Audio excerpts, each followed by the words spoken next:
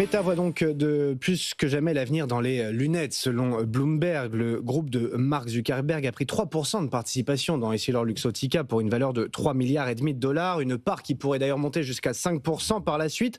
Alors Anthony Morel, c'est ici une façon de consolider un partenariat stratégique qui porte déjà ses fruits. Oui, exactement. Mark Zuckerberg, il l'a dit, il l'a répété, pour lui, les lunettes, c'est le futur du smartphone avec l'intelligence artificielle, bientôt la réalité augmentée. À terme, elle pourrait même remplacer nos smartphones. Et donc, cette prise de participation, c'est une façon de concrétiser cette vision stratégique en renforçant un partenariat qui, de fait, existe déjà. Depuis 2019, ils travaillent ensemble, Meta et EssilorLuxottica. À la fin de l'année dernière, ils ont même renforcé leur partenariat en annonçant que pendant 10 ans, ils allaient fabriquer ensemble des lunettes connectées. Et donc, cette prise de participation, c'est un petit peu l'aboutissement de tout ça. Et il faut dire que ce partenariat, il fonctionne plutôt pas mal. La concrétisation et l'illustration de ça, c'est le succès des Ray-Ban Meta. Voilà, les ventes, les fameuses Ray-Ban, qui sont aujourd'hui le modèle le plus vendu de Ray-Ban. C'est un modèle avec des caméras et de l'intelligence artificielle à l'intérieur, à tel point qu'on va décliner ça. Ils ont annoncé, par exemple, des lunettes avec Oakley, donc on est toujours dans la galaxie EssilorLuxottica.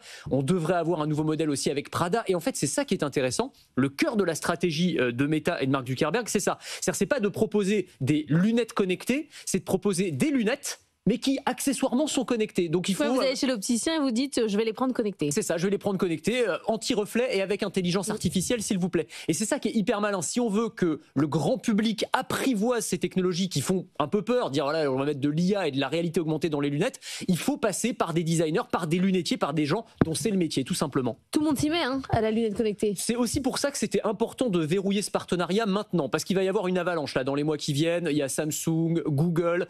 On a eu des infos sur les ambitions d'Apple aussi, qui veut sortir des lunettes IA en 2027, et puis 2 autres paires qui sont aussi dans les tuyaux. Donc il va y avoir vraiment beaucoup de monde sur le marché. C'était important donc de concrétiser ça maintenant. Et puis du côté d'Essilor, l'enjeu il est double, stratégie de rester indépendant évidemment, et puis aussi d'apparaître aux yeux des investisseurs comme un groupe non plus seulement de lunettes mais un groupe de tech.